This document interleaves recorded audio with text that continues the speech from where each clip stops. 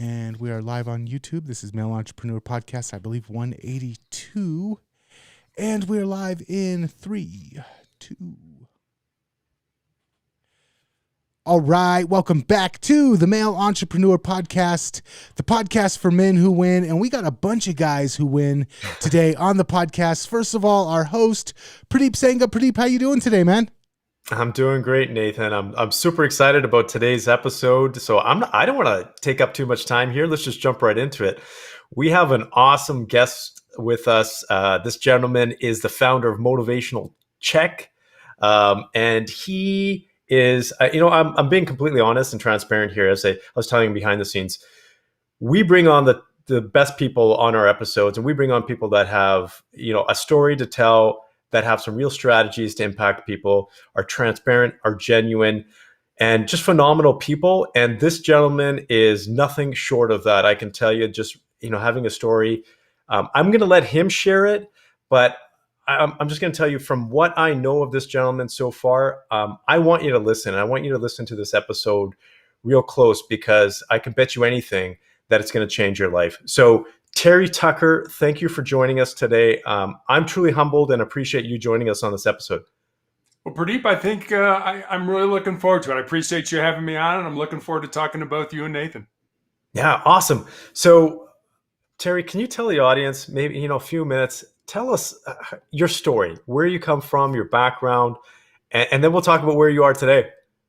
Sure. So I was born and raised in Chicago. I am the oldest of 3 boys. You can't tell this from looking at me or my voice, but I'm 6'8" tall, and I played college basketball at the Citadel in Charleston, South Carolina. I actually have a brother who's 6'7" who pitched for Notre Dame, and another brother who's 6'6" who was drafted by the Cleveland Cavaliers in the National Basketball Association. And then my dad was 6'5". So I always say, if you sat behind our family in church growing up, not a prayer's chance you were going to see anything that was going on in front. So when I graduated from college, I moved home. I was actually the first person in my family to graduate from college, and I was all set to make my mark on the world with my newly obtained business administration degree, and I kind of look back now and realize what a knucklehead I was to think I knew anything about business just because I had this degree. Fortunately, I was able to find that first job in the corporate headquarters of Wendy's International, the hamburger chain, in their marketing department. But unfortunately, I ended up living with my parents for the next 3.5 years as I helped my mother care for my father and my grandmother, who were both dying of different forms of cancer. In terms of my professional career, as I mentioned, I was in the marketing department at Wendy's. I was a hospital administrator. I was a police officer. I was an undercover narcotics investigator. I was a SWAT team hostage negotiator. I started my own school security consulting business, coached girls high school basketball in Texas. Recently, I've been a motivational speaker. Last year, became an author. But for the last 9 years, I've kind of considered myself a cancer warrior, as I've been battling a rare form of melanoma. And then finally, my wife and I have been married for 28 years. We have 1 child, a daughter, who's a graduate of the United States Air Force Academy and is a lieutenant in the new branch of the military, the Space Force. Wow. Yeah, wow. Is all I got to say is, like, where do we start? You've had such an interesting background. But can you talk about that? You talked about melanoma, and I think that would stop anybody in their tracks. My wife actually works in the transition clinic for Sunnybrook Hospital here in Toronto, which is oncology. They're very well known for what they do. So I'm very familiar with the challenges that people go through. What was it like when you first found out? It was pretty scary. As I said, I was a girls' high school basketball coach for a while. And really the way it started is I had a callus break open on the bottom of my foot right below my 3rd toe. And I didn't give it much thought initially because being a coach, you're on your feet a lot. But after a while, it didn't heal. And I went to see a podiatrist, a foot doctor friend of mine. And he took an x-ray and he said, "Terry, I think you have a cyst in there and I can cut it out." And he did. And he showed it to me. It was a little gelatin sac with some white fat in it. And he said, "I've seen thousands of these. Don't worry about it, but I'll send it off to pathology."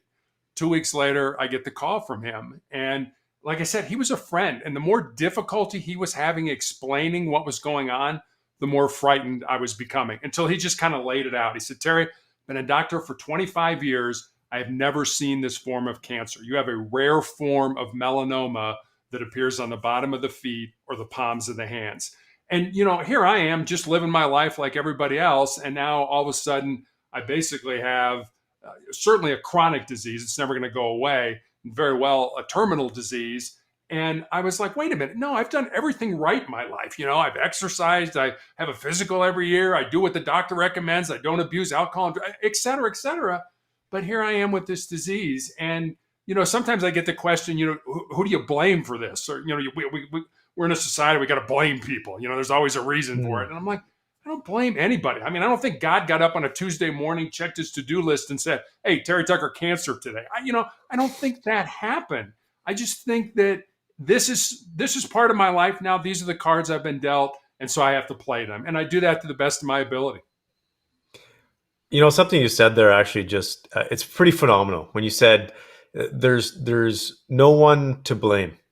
Right. And I think that is such a unique perspective and attitude, because I think all of us in some way, shape or form, when something doesn't go right, we always blame someone. Right. Like you said, either God, you know, it's my wife's problem, my kids, or whoever it is. Right. They caused this. But to have that attitude, that's pretty phenomenal. So when did you first know or get diagnosed? So it was April 2012. So it's been a little over 9 years. And so what has that journey been like then for you? Because there's been some, additional challenges obviously along the way. Yeah. I mean, it's really kind of been a battle of, you know, one thing after another. 2012, I had the surgery to remove the tumor on the bottom of my foot and all the lymph nodes in my groin. And when I healed, I was put on a drug called interferon, not to cure me, but basically, as my oncologist used to say, to kick the can down the road. Hopefully we're going to, you know, buy you some more time until there's more therapies for melanoma. And this drug basically gave me severe like flu symptoms for 2 or 3 days every week after each injection. And I took those weekly injections for almost 5 years. So imagine having the flu every week for 5 years. And that was not a cure. Like I said, that was just to keep the disease from coming back. Eventually, the drug became too toxic to my body to take anymore. That was 2017. The disease came back as soon as I stopped it. 2018, I had my left foot amputated. 2019, it came back again with 2 more surgeries on my shin. And then last year, an undiagnosed tumor in my ankle grew large enough that it fractured my tibia, my shin bone. And my only recourse at that time, right in the middle of the pandemic, was to have my left leg amputated. And I also found out that I had tumors in my lungs. So I am undergoing a clinical trial drug now to deal with the tumors in my lungs. And on that uplifting note, what's your next question? Yeah, well, I'm going to say, Terry, and you're smiling and you're laughing, and you know, if I didn't read your background or know or listen to this podcast, you would never know. So how do you keep it going? And because you have such an amazing attitude right now. Yeah, I mean, this is a gift. They gave me, you know, the doctors always give you numbers, you know, and it's like, you'll probably make it 5 years. Well, I've made it 9 years now. I remember when I graduated from college, my dad had cancer, and he was end-stage breast cancer, and they pretty much told him to go home and die. They didn't know how to treat men with breast cancer back in the 1980s. And the thing I remembered most about him was that he lasted 3.5 years. He lived another 3.5 years. And he did that because he had a purpose. He went to work up to 2 weeks before he died. And I always kind of stuck that in the back of my mind. And when it came, you know, my time, we're all going to experience, you know, death. We're all going to get to that point in our life. But what I feel now is that I found the purpose I was put on this earth to do, and I live that purpose. So by doing that, death isn't nearly as scary for me. And your audience is going to think I'm nuts by saying this. I'm almost excited to see what's on the other side of this life. And, you know, the only way you do that is to get out there, find the reason you were put on this earth, and live that. If you do that, you'll have a whole lot more peace and a whole lot more tranquility when it comes to be your time. Yeah, I wish a lot of my family members and some of my friends will get to know you a little bit better, because I think they can use that attitude. Nathan, I'm going to throw it over to you if you have any questions, because I got a few more for Terry. I just have one. It's not even really a question, just an observation. I've known people that have been diagnosed with way less severe things, and it's just took their entire life and derailed it and took everything off the tracks, and they just stopped. And I guess my question would be, what is it about some people, something happens and it gives them the courage to go forward, and some people the exact same thing happens or something even way less severe happens and it's used as an excuse to just quit and give up on everything? And I guess, yeah, the question is just, what do you think if somebody out there is dealing with something similar and you had to say, this is what I had to do in my own development to be able to turn this into something that propelled me forward rather than let me come to a grinding halt, what do you think that would be? So I think we're all going to experience pain in our lives. And it doesn't have to be cancer or terminal illness or anything like that. I mean, you can flunk an exam at school or break up with your boyfriend or your girlfriend or, not get the promotion at work that you believe you deserve. Pain is inevitable. Suffering, on the other hand, that's optional. That's what you do with that pain. Do you use it to make you stronger, to make you tougher, to make you more determined? Or do you sit down there and wallow in it and want people to feel sorry for you, and feel sorry for yourself? And I guess I want your audience to understand that, I mean, there's no S on my chest. I don't wear a cape. I have bad days. There are days that I cry. There are days that I get down. There are days that I feel sorry for myself. I just don't let myself stay there. And I think one of the most important things to make that happen is you need to control your mind. I mean, your mind can hold one thought at a time. Why would you want to make that a negative thought?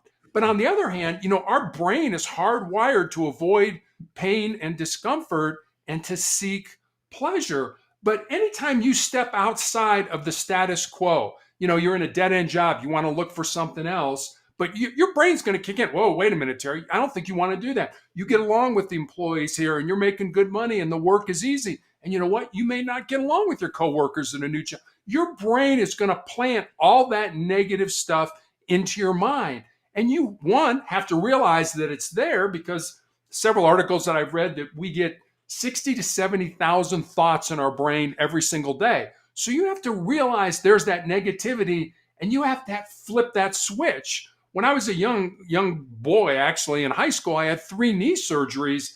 And I remember when I went back playing, my brain started saying things like, you're probably a step slower and coaches aren't going to want to recruit you because you had all these knee surgeries. And I remember saying, no, wait a minute. I'm still playing at an elite level and coaches are still contacting me about coming to play for them in college. So no, I'm going to flip that switch and say, no, I am playing at an elite level and coaches are contacting me. So you have to realize that those negative thoughts are there, and then you have to flip them to something positive. Man, now, I love what you're saying there, because that's exactly how we like to approach things. And because you talked about suffering, and I agree, because I think we take a lot of philosophical approaches as well. And that's an area from let's just say on the Buddhist side, they talk about suffering being resistance to pain. And that is so true. When you accept it, it no longer becomes suffering. It just becomes pain, which is a lot easier to deal with. But Terry, where did you get this phenomenal ability to deal with this, to change your mindset? Is it something that you learned through sports? Is it through sports and your faith, through family? How did you come across this? Yes.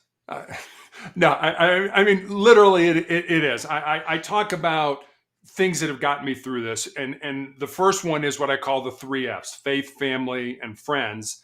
And the second part of it is what I call my 4 truths. And these are things that I've learned over these last 9 years. And I'll give them to you. I have them on a Post-it note sitting here on my desk, and they're just one sentence each. And the first one we've already talked about is you need to control your mind or your mind will control you.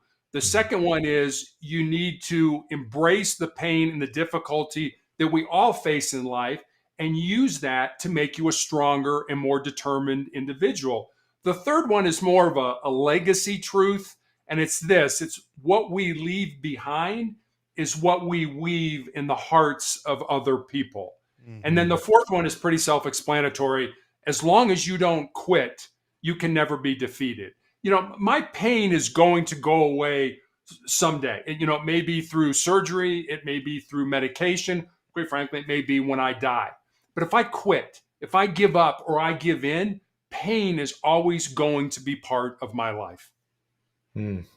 That's pretty phenomenal. Those four truths. I think everybody should be taking and writing those down. And I saw something on your website as well where it talks about a person grows more tired by standing still, or to that effect. And man, that just, can you talk about that? What does that mean for you? Yeah, I mean, you know, the only way, again, going back to sort of the status quo. I mean, the only way you're going to grow is if you step out of that. But if you step out of that status quo, that's something scary. And I always tell, especially young people, if there's something in your heart that's burning for you to do, something in your soul that you feel you need to do, but it scares you, go ahead and do it. Because when you come to the end of your life, the things that you're going to regret are not going to be the things you did.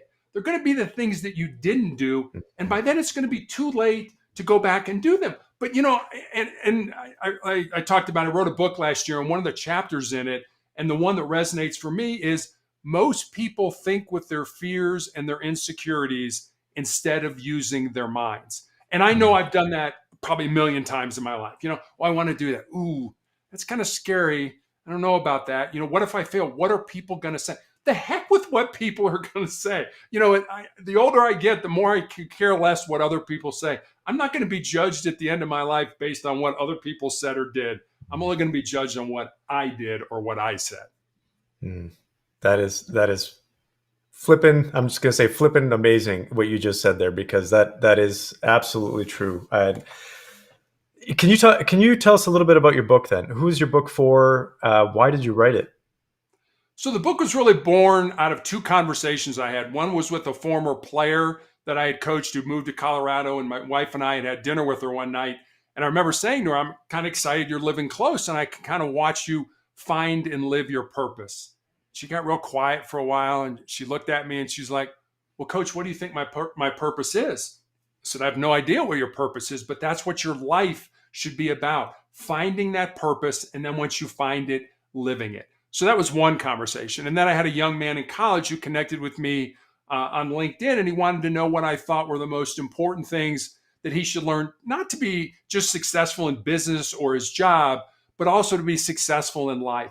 And I didn't want to give him the, get up early, help others kind of scenario. Not that those aren't important. They're incredibly important, but I kind of felt they'd already been done. So I thought about it for a while, and I wrote some notes, and eventually I had these 10 principles, and I sent them to him. And then I kind of stepped back and I was like, well, I got a life story that fits under this principle, or I know somebody's life who emulates that principle. And literally had my leg amputated in April of 2020, had chemotherapy, started chemotherapy for the tumors in my lungs in July of 2020. And during that period of time, those 3 or 4 months where I was healing, I literally sat down at the computer and started to build stories underneath each of those principles. And so I have this book, and when it gets released, and I'm like, I got to sell books. And I had a best-selling author over in the United Kingdom who I'd connected with, who kind of pulled me aside, and he's like, Terry, you're missing the point. Your job is not to sell books. Your job is to help people. If you help people, your books will sell themselves. And I was so glad that he said that to me, because I didn't write this book to get famous or to make money or, to get more speaking engagements. I wrote it to help people, and I had an 87-year-old man who bought the book, read it, and got in contact with me. And he told me, he said, if I would have had these principles when I was younger, I would have had a much better life. So I think it's a book kind of geared toward younger people, high school, college, young adult kind of thing to, where am I going with my life? What am I going to do? And what kind of things can guide me and help me to get there? And I think sustainable excellence can do that. And I was just going to say, what's the title of your book? Sustainable Excellence, the 10 Principles to Leading Your Uncommon and Extraordinary Life. And where can people go to actually find it? I got a Pretty much copy. you can get Sustainable Excellence anywhere you can get a book online. Amazon, barnesandnoble.com, Apple iBooks, anywhere you can get a book online, you can get Sustainable Excellence. Awesome. Nathan, I'm going to let you ask Terry the last question. I don't actually have a question. I just have an old saying that really made an impact on me when I was a kid, because I used to have the poor picked on me mentality, and I read somewhere, a strong sword isn't forged in a bed of feathers. And it was a saying that when I read it, it changed my life. And it seems to be like the embodiment of your story. And I just really appreciate you coming on and sharing that with our listeners today. Well, thank you, Nathan. There's an old Native American Blackfoot proverb that I like that I'll close with, that I'll share with you, that goes like this. It was like, when you were born, you cried and the world rejoiced. Live your life in such a way so that when you die, the world cries and you rejoice. That's what I want. Nice. All right. If you enjoyed this episode, make sure you check out more over at themailpodcast.com. And Purdeep, where can they find us on YouTube? YouTubeformen.com. But I also want to throw it over to Terry. Terry, if people want to get more of your information about your speaking or anything else that you do, where can the audience go? So I have a blog called Motivational Check that I put up a daily thought for the day. I put up the Monday morning motivational message, which is usually a video or a story. And I realize people's time is at a premium, so everything is short. You need a quick hit of inspiration or motivation. Go to motivationalcheck.com. You can get access to me. You can get access to my social media sites. You can actually buy the book there as well. Yeah, and that's the one thing I truly appreciate about your website. It's very simple. It's to the point. And for busy people out there, you got to take the time out. Check out motivationalcheck.com. Terry, I want to thank you so much for being on this episode. I want to thank you for sharing your story. I want to thank you for inspiring me personally, because now I've got a lot more energy listening to you. So thank you so much. I truly wish you the very best on your journey. Thank you. You're a phenomenal human being. Thank you both very much for having me on. I appreciate it. All right. Until next time, guys, we'll catch you later. Till next time.